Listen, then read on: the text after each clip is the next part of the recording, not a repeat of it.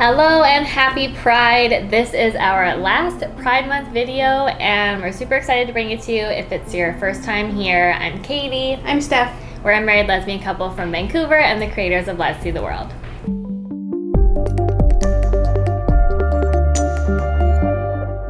We are in Vancouver, BC right now, and we are currently in the middle of a massive heat wave. Vancouver never sees temperatures this high. We are breaking all the records across Canada, and it is, 40 plus? Degrees today. I think the feels like temperature is 50 degrees Celsius. I think that's up in the hundreds if you're a Fahrenheit person. Yeah, it's hot. It's very hot, so if it looks like we're melting, we don't have any We air are. conditioning. No one has air conditioning in Vancouver, so we're melting. So with that being said, here we go. So for today's video, for our last Pride Month video, we really wanted to talk about how to be an ally to the LGBTQ plus community. This is for everyone who's not in the community, and also for those of us who are in the community, how to be a better ally just to each other.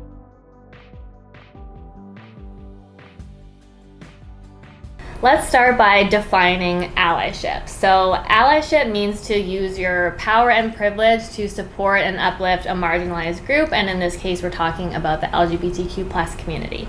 So the important distinction about being an ally is it's not something that you are, it's something that you do, and it requires action. So how can you be a better ally?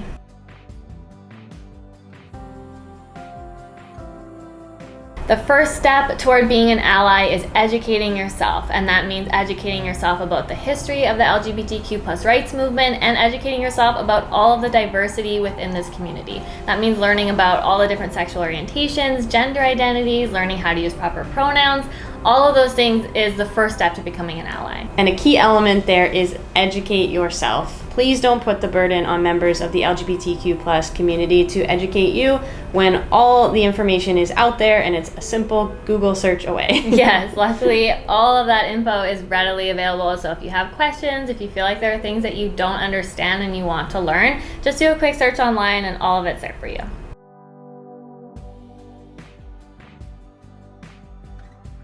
The next step to being an ally is start with the LGBTQ plus people around you. So if you have friends or family in the community, make sure that you're supporting them and that they know that they can lean on you. That can look like checking in with them all year round, not just during Pride Month, and especially checking in at times of year that might be tough. A lot of queer people aren't in contact with their families, or holidays can be tough. Mother's Day, Father's Day, Christmas. And those times of year, having ally support can be really, really important. Really make sure you're reassuring the LGBTQ plus people in your life of your love and support. And even if you don't understand the struggles that they might be going through, being sensitive to their experiences and their past traumas is really, really important. And like Katie said, be sure to do that all year round and not just during Pride Month when it's really easy to show up.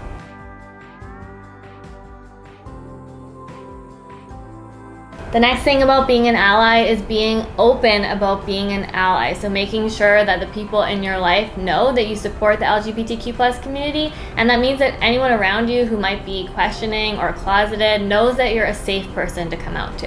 Yeah, it's kind of like the equivalent of putting a rainbow sticker in the window of a shop. Which is also a great way to show your allyship. Yeah. Or something like a lawn sign that says that you support the community, and just letting the people know around you, whether they're strangers or friends and family.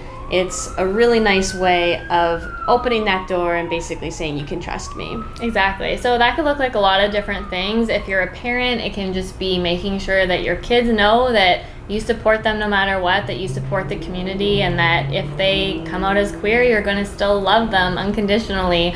If you're, a teacher or you work in the community, making sure that your clients, your students, people that you work with know that you support the community and that you're an ally.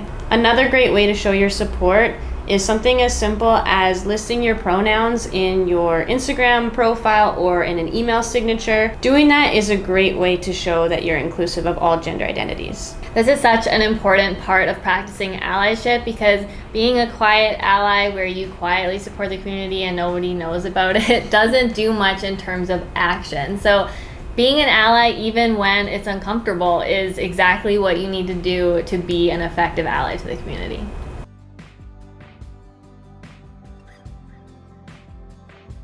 Another great way of showing your support as an ally is to donate to LGBTQ plus organizations all year round. This is something that we also do. And those of us in the community that have a lot of privilege, it's important that we recognize our most marginalized members of the community and do what we can to support them. So we'll leave a list of some of our favorite organizations to support in the description box below. And if you have any others, feel free to leave them in the comments.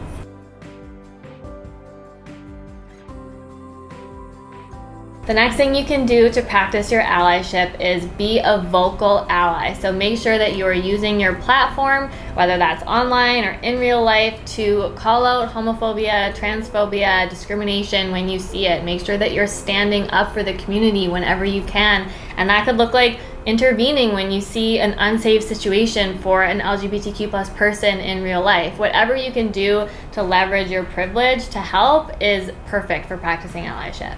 These are definitely the times where it can be uncomfortable to be an ally, but it's so important to use your privilege for good and protect the people around you.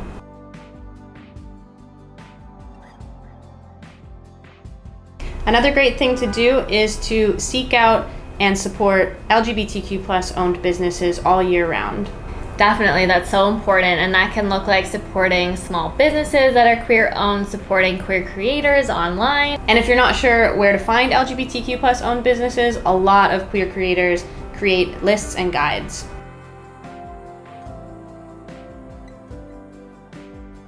The next thing you can do as an ally to the community is attend Pride celebrations, but be sure that you are attending them as a respectful ally and observer. Everybody loves a good Pride party, but remember that Pride is not about you. Please don't go for the spectacle of it. Please don't go and take photos of people in the community without their consent. It's really important to go to support, but not make it about yourself. Yes, we love attending Pride celebrations every year with friends and family and allies. It feels like such a great way for them to support us, and we really look forward to having that time with them every year. I feel like a lot of allies and people who aren't a part of the community wonder if it's okay to attend Pride, and the answer is yes, it absolutely is. I think especially for parents and families bringing your kids, there are lots of great Pride events all around the world that are more family oriented. It's such a great way to introduce your children to the community and to also show that you are supportive.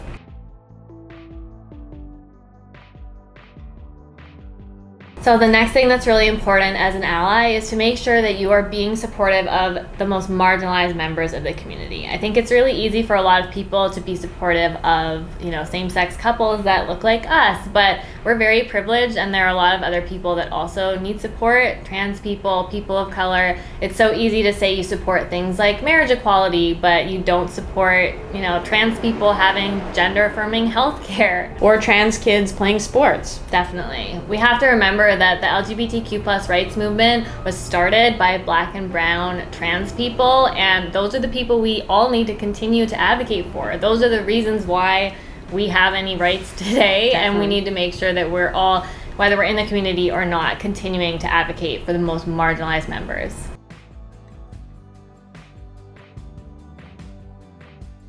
So the last thing is to vote with LGBTQ plus people in mind. Yes, that's such an important one. I think a lot of people don't necessarily think that Pride should be political, but at the end of the day, lawmakers make laws that affect how LGBTQ plus people live their lives, and so our existence as a community is inherently political. We need our allies to vote with the community in mind. Even if those laws don't pertain to you personally, keep in mind that a lot of people are affected by it, and a lot of people in the LGBTQ plus community really need those votes in order to have, the basic rights that we all deserve. Yeah. And that's not just things like being able to get married if you're a same-sex couple. It's basic human rights like anti-discrimination laws that mean that LGBTQ plus people can't get fired from their jobs or denied housing just for being LGBTQ plus.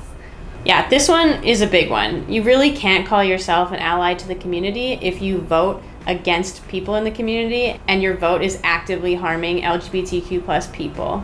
So hopefully you found all these tips helpful. I think a lot of them are things that even as members of the community we need to keep in mind. These are things that all of us should be doing. If you have any other tips or advice, if you're also in the LGBTQ plus community and you want to leave them for allies, leave them in the comments below.